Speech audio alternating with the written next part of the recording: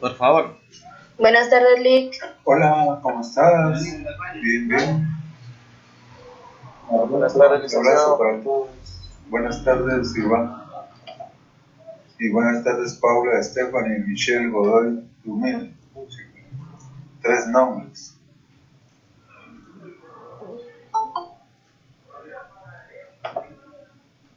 Buenas tardes, Lick. Hola.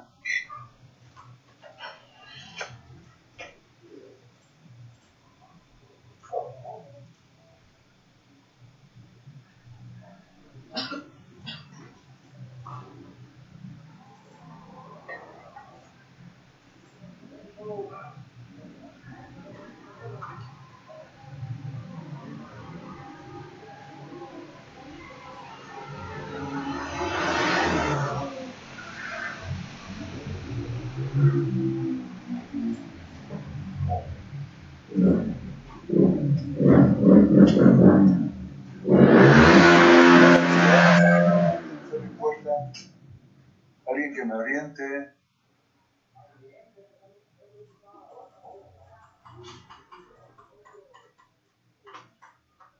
Diapositiva número 33. ¿Cuál es la diapositiva 33?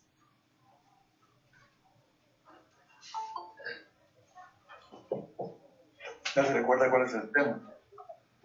Donde está el mensaje de los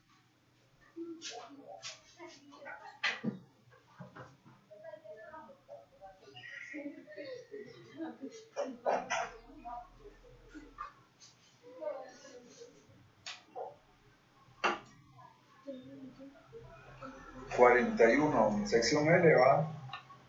La sección J. ¿J de qué usted? de Yohana. De Yohana.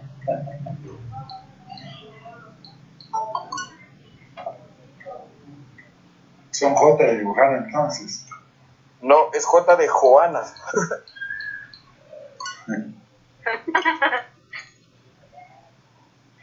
Ah, de Joana. No es Yohana. No, viene Johanna. Sí, es Yohana.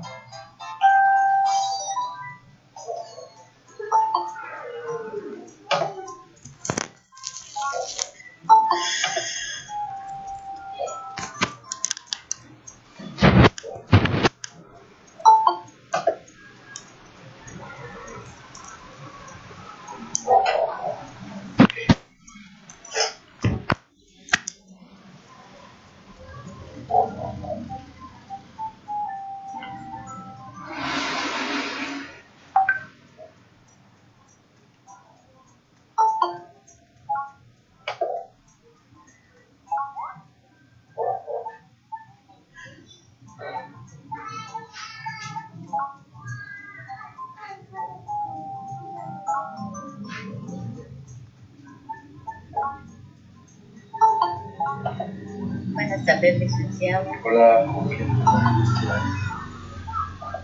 Con Dora Urbina. Ah, sí, Patricia Larios dice que no. ¿Quién es Dora? Soy. Es que tenía otro correo. No había visto por dónde había entrado, perdón. Pero sí, soy Patricia, pero mi primer nombre es Dora. ¿Sí? Ah, Dora Patricia, ¿sí? Exacto. Ah, bueno. Dora la exploradora.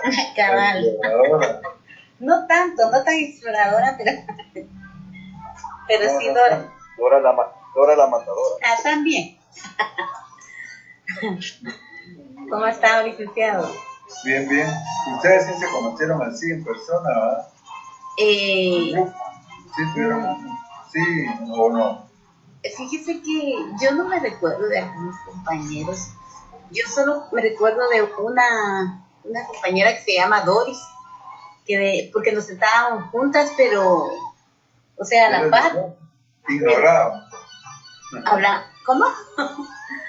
Los demás ignorados. Es que éramos muchos licenciados, no, por nombre no los ubico, la verdad. Algunos sí, me parece que es importante que saquen su fotografía o que salgan ustedes en la pantalla. pero ahí aparece mi foto o no. ¿Sí? Ah, bueno. Pues yo la verdad no conozco a ninguno. Personalmente no los conozco. No conocen ninguno de la semana. Yo no, porque estoy feo. Quiero ver la foto.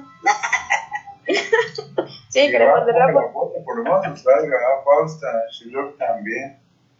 Mala onda, que no ponen foto ahí, no es puedo identificar ni ver quiénes son. Son tímidos. Buenas. Disculpe con una pregunta, licenciado. Sí. Es que fíjese, yo soy de la sección I, no sé si usted va a dar clases ahorita en la sección I. No sé si hay clases, no tienen examen, no tienen nada. Ah, no, no hay problema, no hay problema. Es que lo que pasa es que nuestro horario dice que filosofía es primero y historia es después. Entonces le preguntaba porque hay una confusión ahí entre unos compañeros, dice que nos toca clases ahorita con usted. Entonces yo quisiera saber si realmente nos toca ahorita clases la sección I No. o no. Y ahorita son la cuota, ¿van a decir, compañeros? Sí. Bueno, está bien, muchas gracias. Tarde. Anda perdido, disculpe.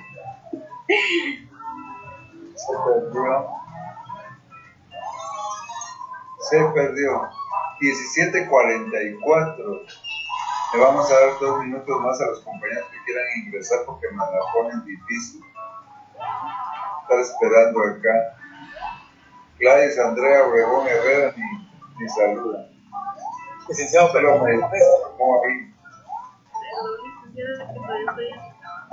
medio se asomó y licenciado, perdón de la molestia. Sí, vayan. Solo aprovechando estos minutitos, fíjese que yo no he podido ingresar a la clase de técnicas de investigación aquí en la sección J. Tengo el código y todo de que se publicaron en la página, pero no he podido ingresar. ¿Por qué? Ingreso el código y no me aceptan en la clase. No Es sé que por ahora, qué.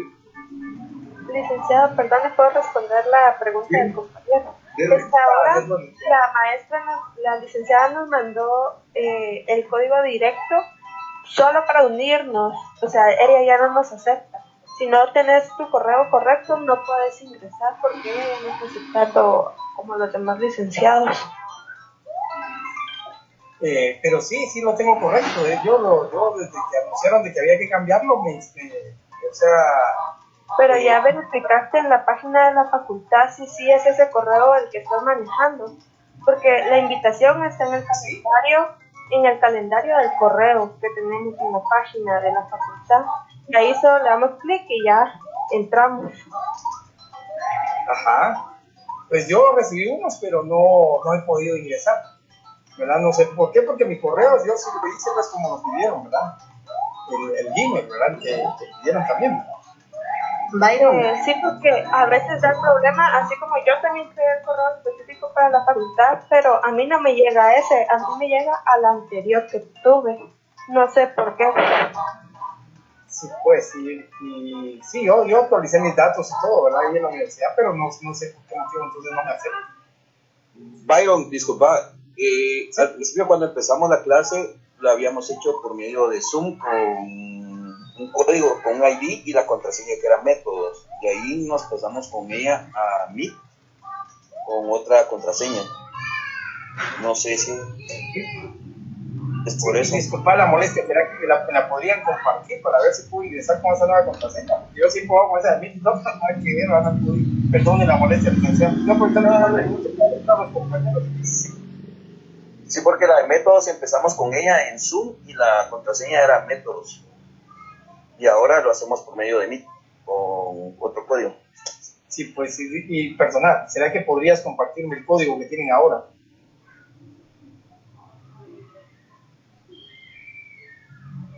Ahorita te lo mando por el chat. Ay, te agradezco mucho, disculpa la molestia, muy amables, gracias. Gracias por Bueno, el caso, te entonces, agradezco como mucho. compañeros, resuelto el problema, podemos iniciar. Vamos a ver. Pues entonces, buenas tardes, vamos a iniciar con la clase porque ya llegó el tiempo esperado para que muchos me dijeron que nos quedamos donde están. Aquí nos quedamos entonces, ahí. Título jurídico.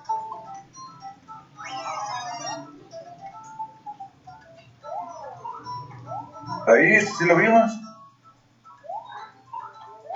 Vimos los títulos jurídicos. Eso nos toca ver. No, eso en este nos quedamos. Disculpen, ¿cómo la cosa? Eso nos toca ver hoy. Ah, bueno, es que sí, no oí bien. Bueno, entonces títulos jurídicos. Bueno, vamos a decir en primer lugar de que cuando Colón zarpa de allá del puerto de Palos en 1492, ya repitiendo eso tan...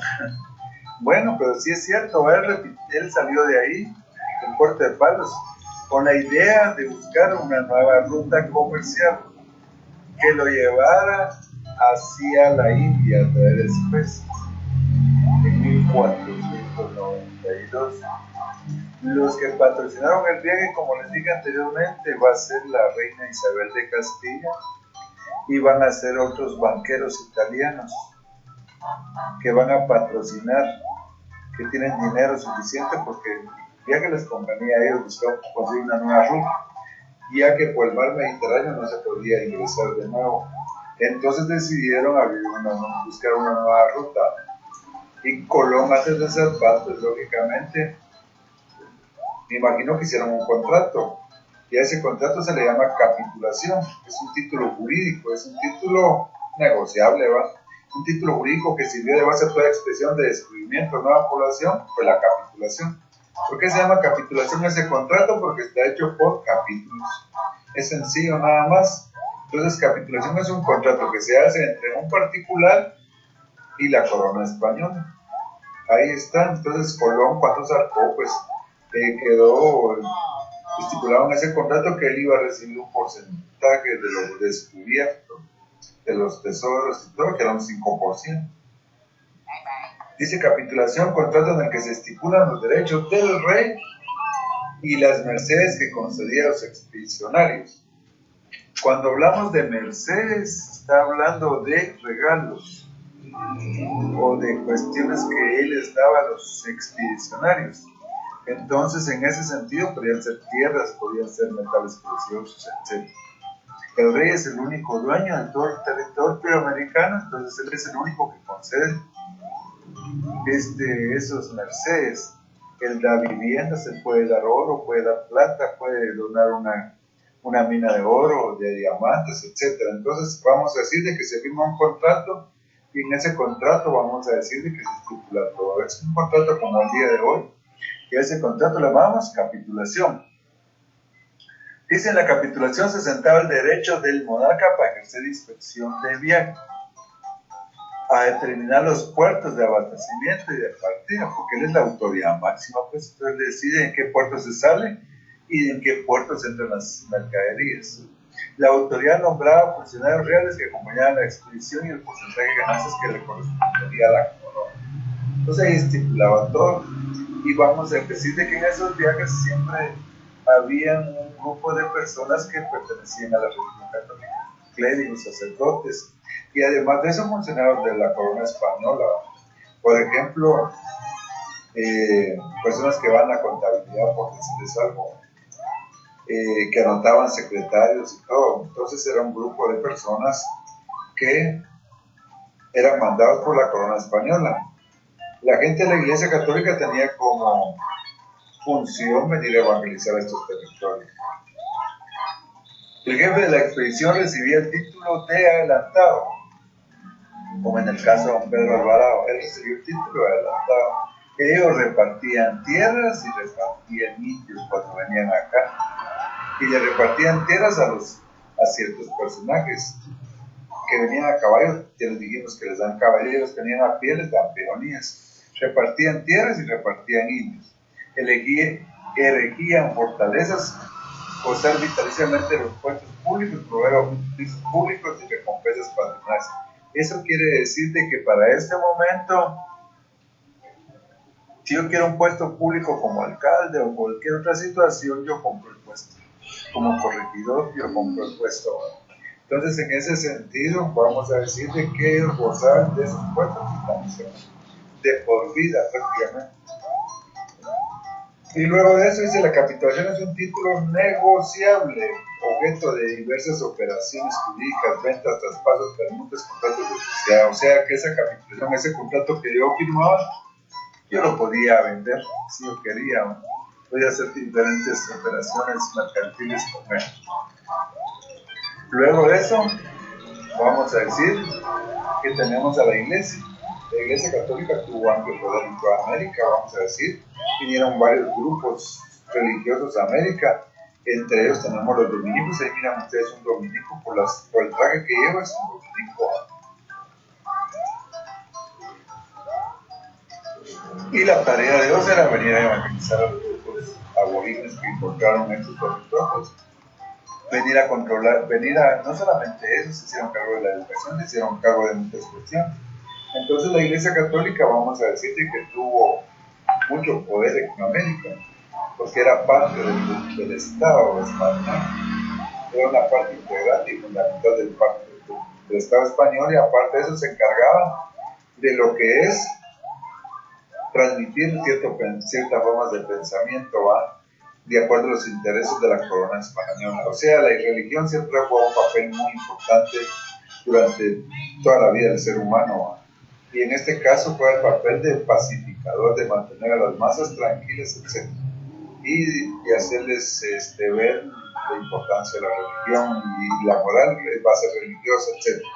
Entonces la tarea de la evangelización en América fue confiada por los reyes católicos a religiosos de origen español, en especial a las órdenes de los franciscanos, dominicos, mercedarios, agustinos. Todos los gastos eran sufragados por la corona española. O sea, todos estos personajes que vinieron de la Iglesia Católica, vamos a decir de que vinieron sufragados por la corona española. Era un contrato en el que se hacía entre la Iglesia Católica y el rey. La idea fundamental era venir a evangelizar, pero también tenían a su cargo muchas cuestiones de la Iglesia Católica y tenían mucho poder.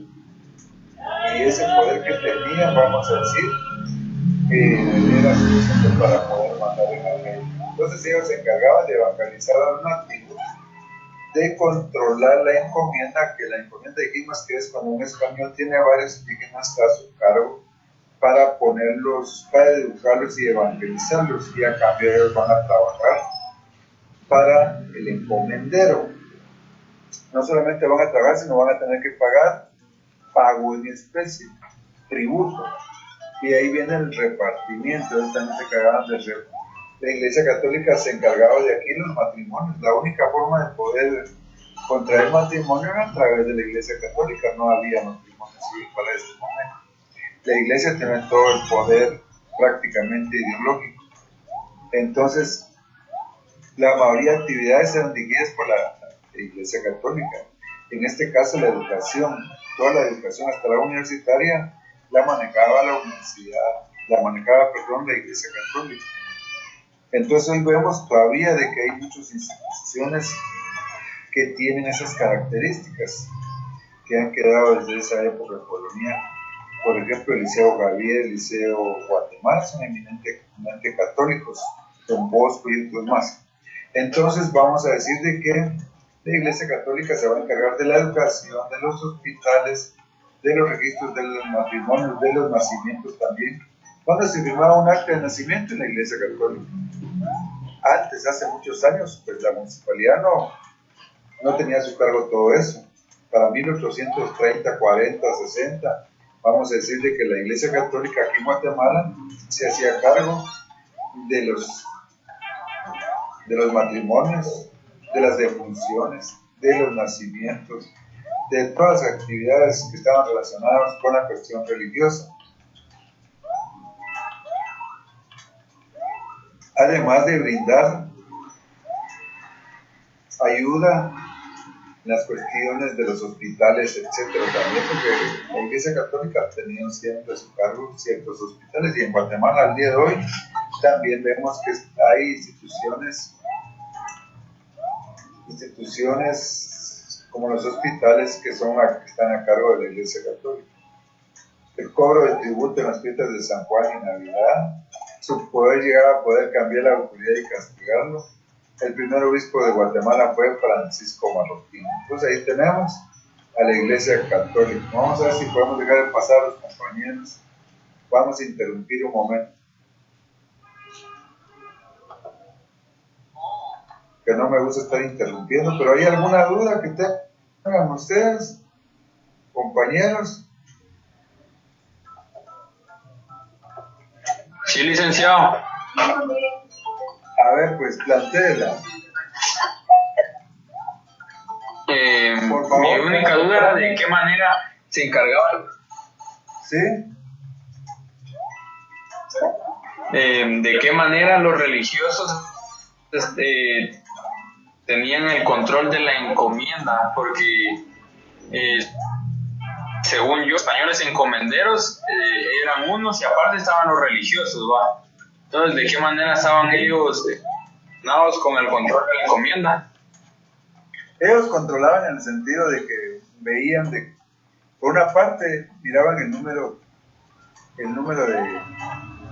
de indígenas que podía tener cada encomendero, el número que era establecido, no podían tener más de esa cantidad que era autorizado por las autoridades coloniales. Entonces, la Iglesia Católica se encargaba de supervisar eso, pero también la Iglesia Católica se encargaba de ver todo eso porque ellos eran los que evangelizaban a todos los indígenas que estaban en encomienda y velaban también porque se les tratara justamente. O sea, la Iglesia Católica tenía el papel no solamente de educar, sino de evangelizar y de controlar de que se les tratara bien a la población indígena. Este era el papel que jugaba la Iglesia Católica.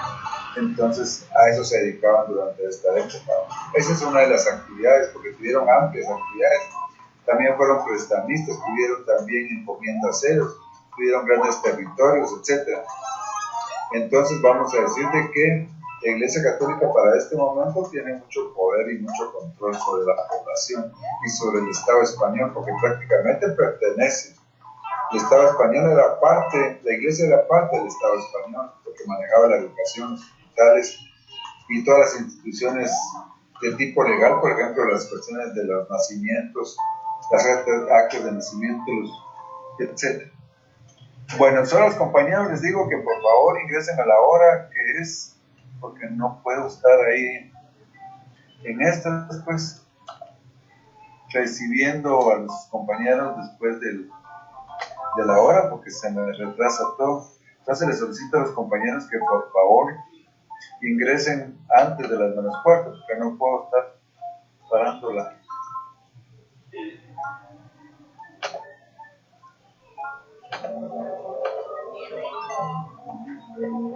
Vamos a ver, entonces si continuamos, si podemos continuar.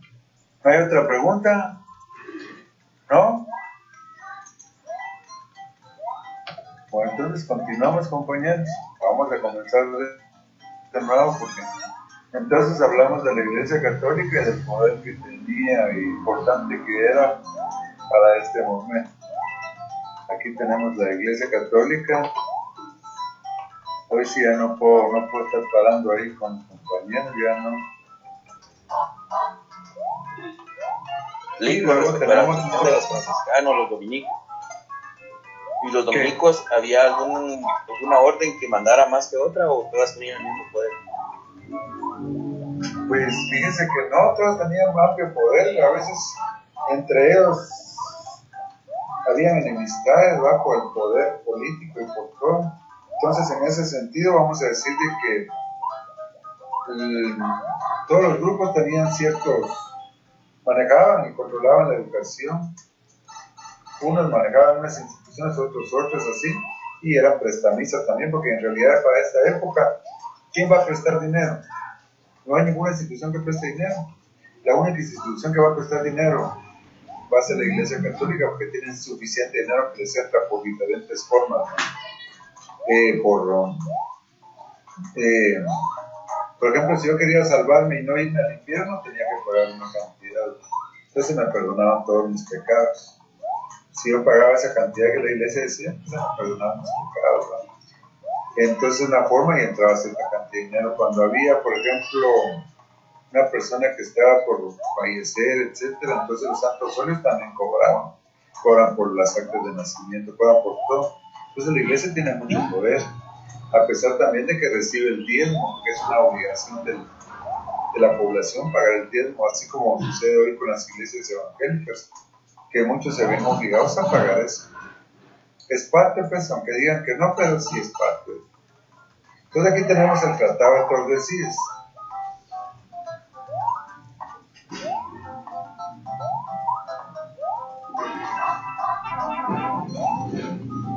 Bueno, ¿qué es el Tratado de Tordesillas?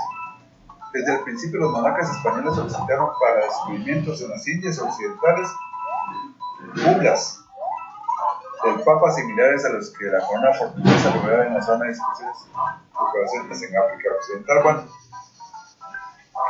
lo que quiere decir aquí es de que el único que podía otorgar todo esto, España necesitaba en primer lugar legalizar los territorios. De alguna forma había que legalizar que esos territorios lo hacían.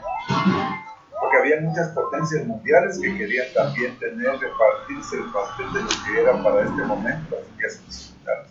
En este caso tenemos, por ejemplo, Inglaterra, Holanda y otros países que tenían, vamos a decir, ambición de venir acá y explotar los metales preciosos, explotar la fuerza de trabajo. Entonces hay una persona que es la dueña de todo el mundo, hay una persona que es la que gobierna en el mundo, una persona que es la que puede distribuir eso. ¿Quién es esa persona para ustedes? ¿Es el Papa? El Papa. ¿Y por qué el Papa? Porque tenía una figura, porque es el representante como tiene poder, es la que resaltía todo. De Dios en la tierra. Si es el representante de Dios en la tierra, entonces prácticamente si todo es de Dios, entonces todas esas cosas le pasan al Papa por. Entonces el Papa, siendo el representante de Dios en la tierra, es el único que va a distribuir a quién le pertenece la tierra. Entonces vamos a decir que en 1493, a través de unas bulas papales de Alejandro VI, satisfizo los deseos de la corona española y le otorgó plena potestad.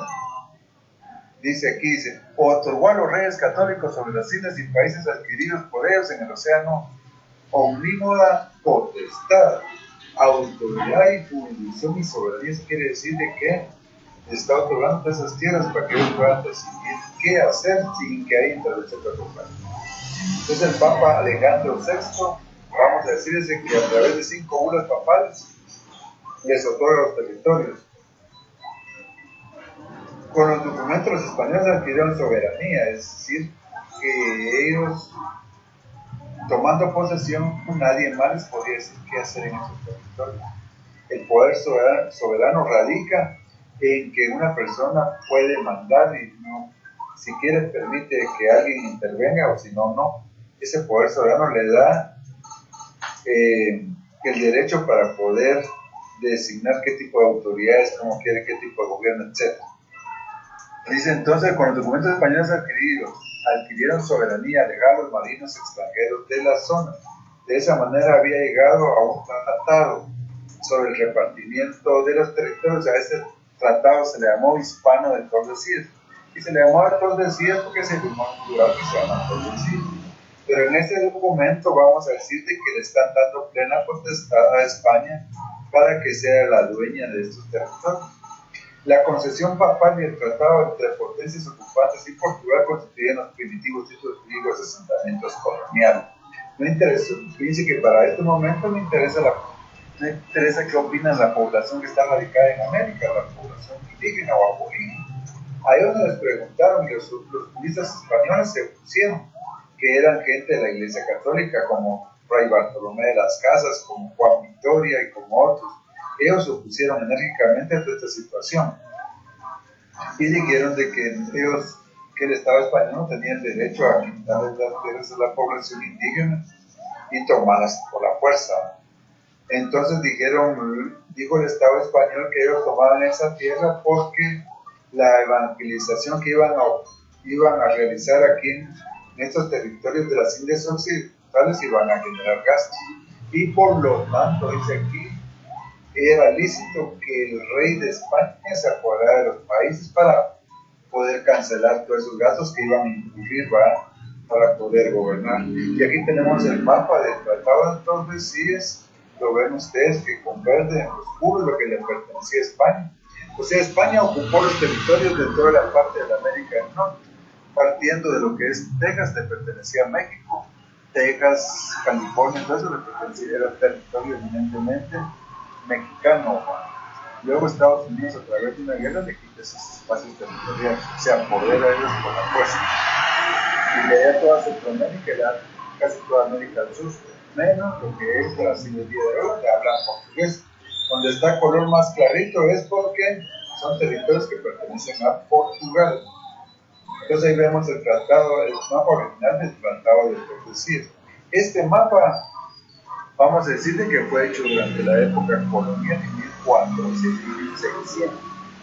Entonces miren ustedes que es un mapa muy bien realizado, a pesar de que en esta época no hay una forma de hacer, una forma muy científica, por decirles algo, de hacer estos mapas. Era un poco difícil, bueno, trataba de hacer de una forma más científica, pero era muy difícil de explorar tanta región. Y luego de eso tenemos lo que se llama las bases jurídicas de la colonización en España. ¿Qué son las bases jurídicas? Bueno, aquí tenemos, fíjense, pues, lo primero que vamos a decir es de que hay dos reinos, el reino de Aragón y el reino de Castilla. Bueno, ¿hay alguna pregunta antes de continuar con este tema? Mejor dicho.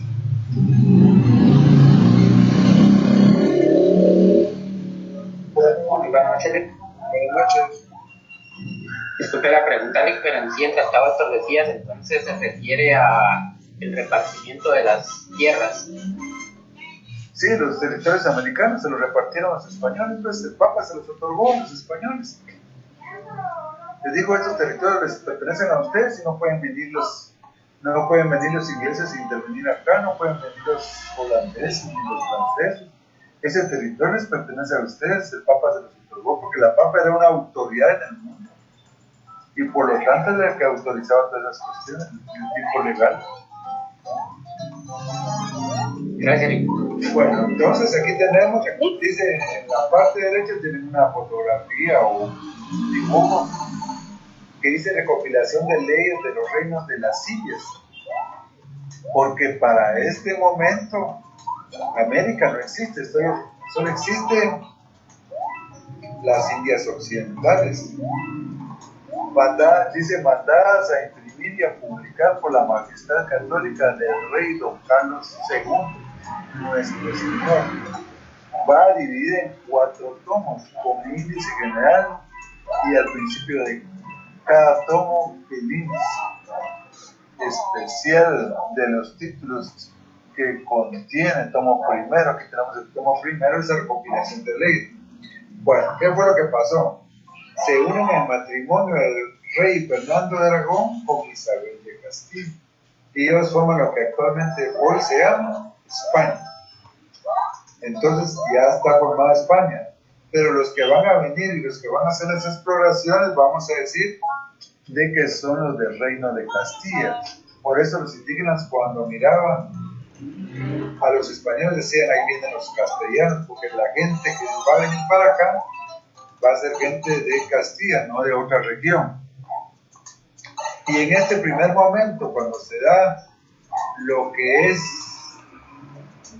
cuando se utiliza el primer medio para poder obligar a las personas a que hicieran ciertas cosas de tipo legal, se va a utilizar el derecho castellano. Ese derecho castellano es el que se utilizaba en España, pero se va a utilizar en América. Pues, ¿ustedes creen que era funcional o no era funcional?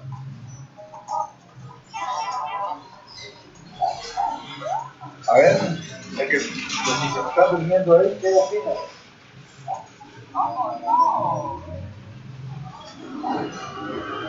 ¿Era funcional o no era funcional? ¿Podría repetir la pregunta, licenciado? Disculpe. Yo le estoy preguntando de que si el derecho que se utilizó en el primer momento fue útil. El derecho que se utilizó es el derecho castellano, el que utilizaban en España. ¿Será que fue eficiente ese derecho? De ninguna manera. ¿Cumplió con la función de administrar bien los territorios del derecho castellano? De ninguna manera. ¿Qué opinan ustedes? España. Como no había normas legales, entonces dijeron, bueno, vamos a traer el derecho castellano que se usa en España para aplicarlo aquí en las tierras de las Indias Occidentales. ¿Será que puede funcionar? No, licenciado. No podía ser funcional. No, porque ese derecho estaba hecho para España, estaba hecho para esa región de Castilla. Y vamos a decirle que las culturas americanas eran muy diversas, porque recuérdense que España tenía su gobierno desde lo que es México, desde Texas hasta lo que es la Patagonia en Argentina. Entonces vamos a decirle que esas leyes fueron inaplicables acá, era muy difícil aplicarlas porque cada cultura son diferentes, ¿no? Entonces en ese sentido aquí era una cuestión muy diferente a la cuestión española. Entonces dice, el principio se utilizó el derecho castellano, el Nuevo Mundo presentaba características especiales en lo geográfico, racial y social y económico, entonces por esa razón no podía ser aplicado ese tipo de derecho.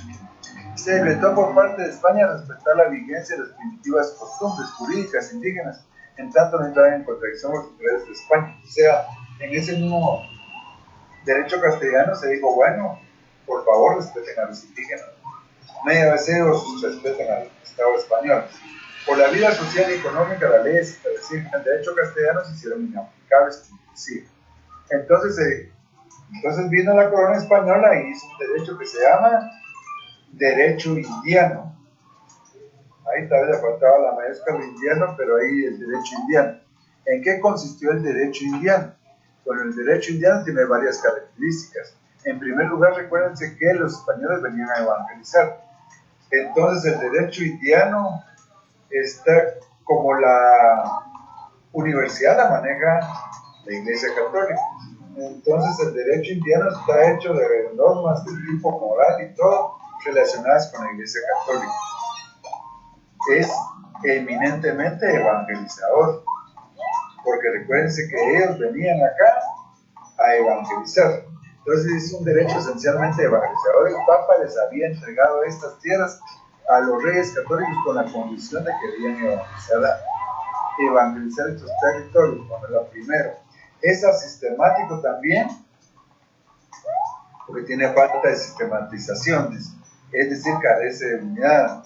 Son normas dispersas y no es sistemática, ajeno a la teorización. Se trató de poner un poco en orden en la famosa recopilación de leyes de Indias en 1680.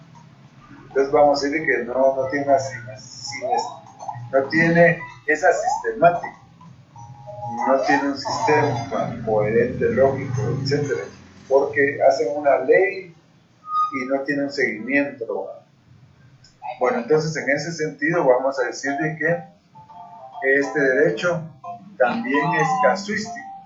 Eso porque las normas que emanan desde la península ibérica no inciden de forma automática en el Nuevo Mundo, ya que estas normas eran revisadas por las autoridades americanas y a su juicio estas aquellas resultaban injustas, se les indicaba al rey que las revisara. Entonces casuístico porque se aplicaban las leyes a veces de momento, y a veces también vamos a decir que esas leyes que se aplicaban acá media vez no consideraban que eran positivas, entonces las autoridades americanas las mandaban de regreso a España. Es un derecho en el que tiende a predominar el derecho público sobre el derecho privado. Esto quiere decir de que al rey de España le interesaba sobre todo normal en lo que se refiere a la administración. No le interesaba sobre todo la cuestión social, la cuestión del derecho civil. Al gobierno español le interesó más que todo normal en cuestiones donde les va a beneficiar a ellos, por ejemplo, en las cuestiones de lo que son los virreinatos, las gobernaciones, las reales audiencias, el pago de impuestos, por ejemplo, le interesaba la corona española. Entonces, muchas cuestiones de ese tipo, vamos a decir que fueron bien establecidas, pero dejaron muchas cosas que no las trabajaron, que eran importantes también. Es un derecho que tendía a la población a la protección del aborigen, esto en virtud de los abusos cometidos por los conquistadores. Esto quiere decir de que para este momento es importante proteger a los indígenas. ¿Por qué creen ustedes que era importante proteger a la población indígena? Porque en el derecho indiano se protege sobre todo al indígena. ¿Cuál es la causa? ¿Por qué el Estado español está queriendo proteger a las poblaciones indígenas?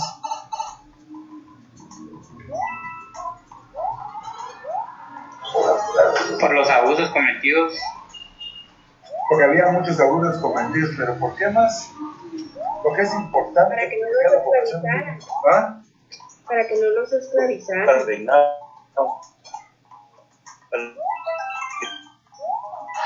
Buenas tardes, licenciado. Ellos eran la fuerza de trabajo. Entonces, no se le revelaron. Entonces, fíjense, pues, los indígenas, si se acaban, ¿qué pasa? No hay quien trabaje la tierra, no hay quien pague tributos, no hay quien construya iglesias, no hay quien haga los trabajos, muchos trabajos manuales, etcétera, no va a haber quien desarrolle la agricultura, etcétera. Entonces vamos a decirle que hay que proteger al indígena, porque si se mueren ellos, prácticamente vamos a decirle que el Estado español se muere porque no tiene fuerza de trabajo suficiente. Entonces, en ese sentido había que protegerlos en las leyes, ¿va? Aunque esa protección no se cumplía en sí, ¿va? Porque realmente la ley decía una cosa, pero que se respetara el abuso contra la población indígena era muy difícil. Dice, entonces, es un derecho fundamentalmente en el principio de personalidad del derecho. Este derecho considera las circunstancias personales de los súbditos, es decir, cada individuo se le aplica el derecho indiano de acuerdo a sus circunstancias personales, a fin de dar a cada cual lo que le corresponde. Se distingue entre razas, estatus nobiliario, profesión o oficio. Esto quiere decir de que este derecho no es democrático, porque vamos a decir de que si una persona es blanca y de origen español, se le va a dar preferencia. Si una persona es indígena, pues se va a actuar como otro tipo de ley. Entonces, en ese sentido, vamos a decir de que es un derecho en el cual se le da preferencia a ciertas personas que tienen cierto estatus. Si una persona, por ejemplo, es marqués o es conde o tiene títulos de adelantado y todo lo demás, esa persona pues casi va a ser intocable, igual sucede el día de hoy, ¿no?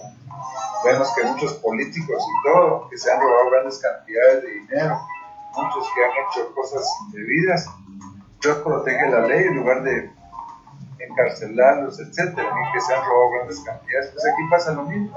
Estas personas que tienen cierto poder, que tienen cierto estatus nobiliario, vamos a decir que se les va a proteger en el derecho este. Y dice, por último, es un derecho íntimamente ligado a la moral cristiana, o sea, es un derecho relacionado con la Iglesia Católica, a la moral cristiana y al derecho natural. La moral tuvo especial relevancia para solucionar todo tipo de problemas. Este derecho se disponía que predominara el derecho natural sobre el derecho positivo. Quiere decir que va a predominar todas aquellas leyes que son inherentes a la persona humana. Por ejemplo, una ley que es inherente a la persona humana, ¿cuál será? Una ley que es inherente a la persona, o un derecho, mejor dicho, que es inherente a la persona humana, ¿cuál creen ustedes que puede ser? El derecho a la vida, Alex. El derecho a la vida. Todas estas leyes, como el derecho a la vida, el derecho a la libre expresión, el derecho a la libertad de pensamiento, son derechos inherentes a la persona humana, que nacen con el ser humano. En cambio, las cuestiones del derecho positivo son normas establecidas por el ser humano ya, pensadas y reglamentadas, y que están en vigencia. Entonces ahí está la diferencia entre una y otra. Una nace con el mismo individuo y las otras son creadas por el ser humano. ¿Estamos?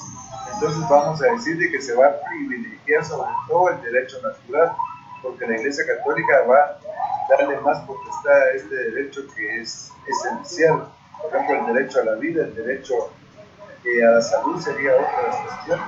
Entonces vamos a decir de que se le va a dar prioridad al derecho natural sobre el derecho positivo. El derecho positivo va a cambiar casi todo tipo de leyes, ¿no? En este tipo de leyes. Primero, su mamá ya lo pasó. ¿Sí? Hermano, te vas a contar un hexar más. Disculpe, Rick, entonces la definición más acertada de derecho indiano sería. No le escuché bien.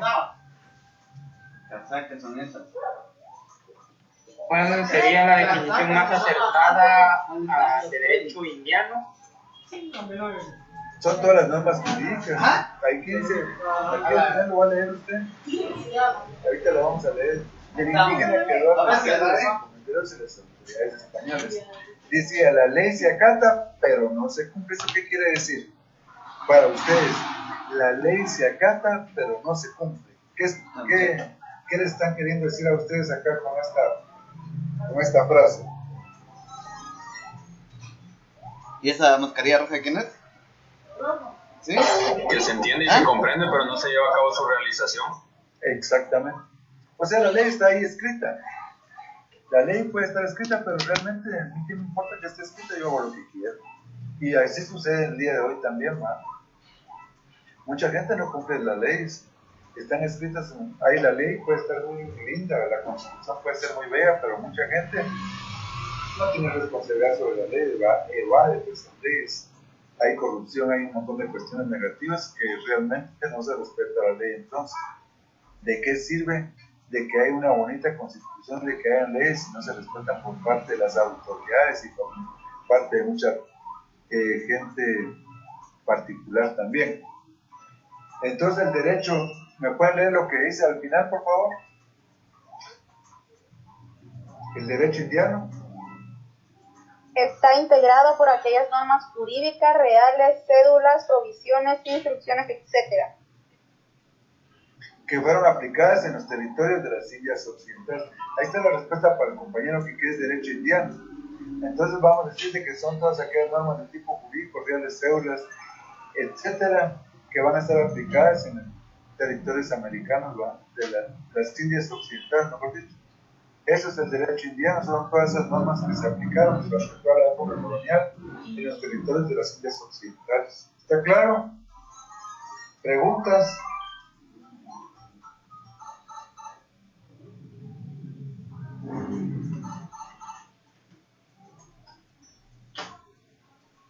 Bueno, entonces el derecho indiano está constituido por todo eso. Y luego de eso vienen lo que son las instituciones económicas. ¿Qué son las instituciones económicas? Digamos, por ejemplo, tenemos en primer lugar el repartimiento que vimos, repartimiento de tierras y repartimiento de indios. El repartimiento primitivo incluye una forma de esclavitud porque el indígena que está repartido, vamos a decir, a cargo de un español, va a ser un esclavo prácticamente de esa persona. Y existen dos formas de repartimiento, como el de indios y de tierras. El repartimiento es una forma típica del trabajo forzoso y fuerte que es utilizado por los españoles después de la dificultad y la capacidad productiva de un reino magnífico. O sea, los que van a salir beneficiados con este repartimiento son los españoles. Y los indígenas tienen que trabajar obligadamente, no les queda otro. Y luego de eso viene la encomienda. La encomienda consistió en el hecho de asignar un determinado número de indígenas a un español para que trabajaran, que les iban a enseñar a vivir en policía. O sea, enseñarlos a vivir en policía quiere decir que les iban a enseñar las normas jurídicas para que vivieran en convivencia, porque se decía que los indígenas eran considerados para este momento como menores de edad y que no podían vivir en policía, no podían vivir de acuerdo a las normas jurídicas establecidas en la época colonial, porque les gustaba, porque se embriagaban, porque eran necios y por muchas cuestiones más, ¿va? Entonces se le obligaba a aprender la lengua castellana y fueron instruidos en la lengua, en la fe cristiana, la cambio los indígenas deberían pagar tributo en frutos de tierra, gallinas, pavos, cacao, mangos, maíz, pollo, frutas, carne, pescado y dar dinero si era posible. También estaban obligados a prestar servicios personales. En 1530 tomó auge los defensores de las islas como Fray Bartolomé de las Casas, como Francisco Vitoria, que están en contra de que el indígena esté a merced de los españoles, ya que hay muchos que están muriendo por enfermedades, por el trabajo excesivo, etcétera, por muchas razones. Entonces hay una protesta por parte de ciertos personajes de la Iglesia Católica, y entonces el Estado español va a emitir unas leyes, y esas leyes se les va a llamar leyes nuevas. Esas leyes nuevas son emitidas en 1542, con la idea de proteger al indígena de todas aquellas cuestiones que prácticamente mermaban a la población. Entonces en 1542 se establecen las leyes nuevas, que las vamos a ver en qué. En esas leyes nuevas se elimina la esclavitud y la encomienda. ¿Creen que les gustó esto a los españoles? Para finalizar, ¿creen que esas leyes nuevas les gustó a los españoles o no? ¿Qué opinan ustedes? No. No, y de hecho creo que protestaron contra la corona. Y protestaron, pues lógicamente van a protestar porque, ¿por qué protestaban? ¿Por qué protestaban? ¿Por qué protestaban por los abusos? Ellos protestaban para que se retiraran las leyes más porque querían seguir con la encomienda y el repartimiento para abusar de los indígenas. Exactamente, ellos querían continuar, los españoles querían continuar con la cuestión del repartimiento. Nosotros mejor si tenemos indígenas que trabajan para nosotros. Entonces comenzaron a protestar porque las leyes nuevas prohibían la esclavitud y prohibían el repartimiento. A partir de este momento vamos a decir que todo va a cambiar, porque ningún español va a poder tener indígenas a su cargo, por una parte, y no van a poder tener esclavos tampoco, ni en repartimiento, ni en encomienda, etc. Entonces vamos a decir de que muchos españoles protestaron y decían que se iban a regresar a España, porque estas cuestiones le estaban perjudicando en su economía.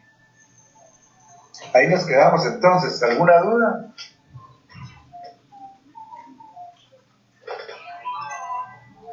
¿Preguntas? Licenciado, muy buenas tardes. Buenas tardes. Todo lo que venimos viendo hasta el momento van a ser puntos de examen, ¿verdad? Sí, por supuesto. Muchísimas gracias. Bueno, si no hay, nos despedimos, entonces no hay preguntas. Bueno, ahorita ¿qué vimos el día de hoy? Los títulos jurídicos. Título jurídico. Vimos la Iglesia Católica. Tratado de Tordesillas y el derecho indiano. Sí, hasta derecho indiano. Bueno, repasamos el próximo día y nos vemos, compañeros. Les deseo feliz tarde. Muchísimas gracias. Gracias. Feliz tarde. Feliz tarde, Charlie. Etcétera. Nos vemos. Adiós, Patricia, Iván, Brando. Muy amable, Brando. Silma, Víctor, Byron, Eliu, Claudia, Rana, Melanie. Se me cuidan.